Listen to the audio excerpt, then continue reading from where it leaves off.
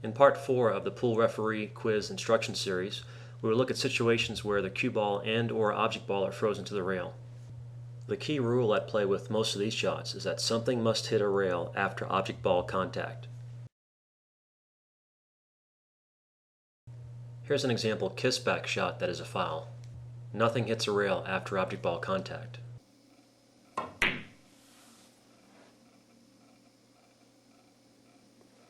Here are some other example shots where the object ball starts off on a rail.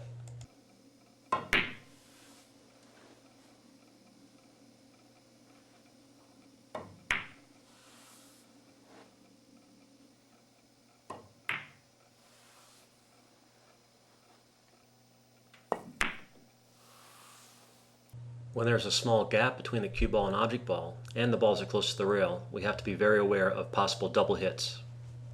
Here's an example legal hit on this type of shot. Notice how the cue ball comes to almost a complete stop when it hits the object ball. Also notice that when the object ball rebounds off the rail and hits the cue ball, it also nearly comes to a complete stop. Many shots will occur too fast for us to actually see the individual events, but by watching how the balls move after the shot, we can usually tell if there was a single hit or not. Here's the shot at regular speed. Here's an example that's a little tougher to judge because the gaps are smaller. It's actually possible there is a double hit on this shot, but by looking at the motion of the balls, it is hard to say that conclusively, so we would rule the shot as fair. Here are several examples of obvious fouls due to double hits.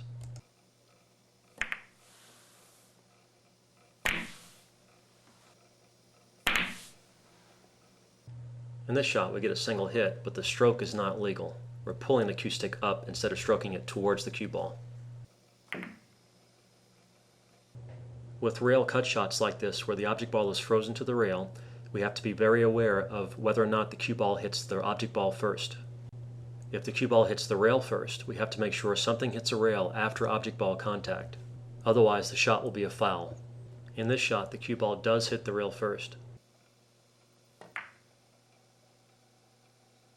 Here it is in slow motion, and we can see the cue ball hitting the rail first. Unfortunately, we don't have slow motion instant replay in pool. Instead, we have to judge the shot based on what the cue ball does. Here we have slight top right English. If the cue ball hits the rail first, it gets deflected into the object ball and would tend to head more in the tangent line direction before following forward slightly. Here's the shot again at regular speed.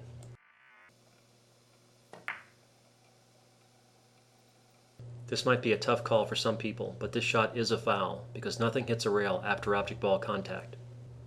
Now let's look at what happens with the same shot hitting the ball first.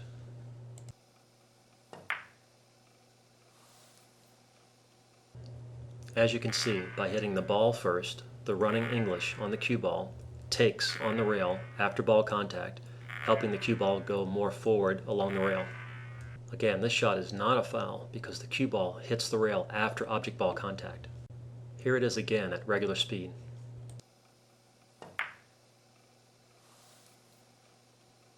Here's another example fair shot where the ball first contact is clear and the cue ball clearly hits the rail after ball contact. Now let's look at some examples where both the cue ball and object ball are frozen to the rail before the shot. Again, here, we still have to make sure something hits a rail after object ball contact, otherwise the shot is a foul. Here are several examples with the appropriate ruling.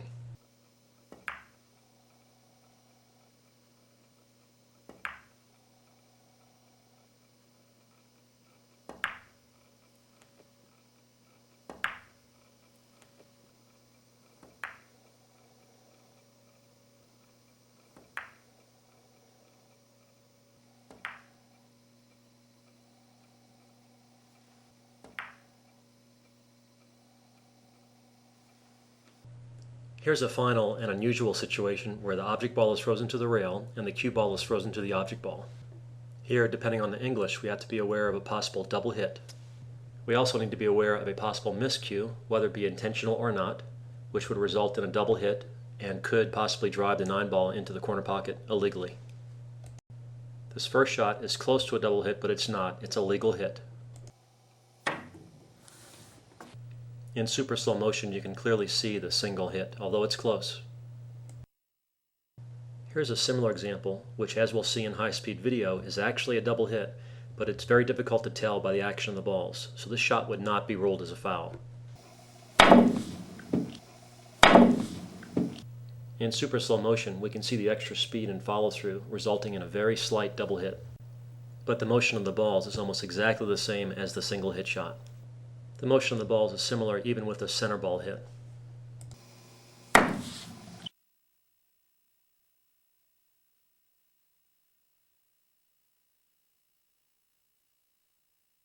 Now let's look at some example miscues resulting in multiple hits and an illegal pocketing of the 9-ball.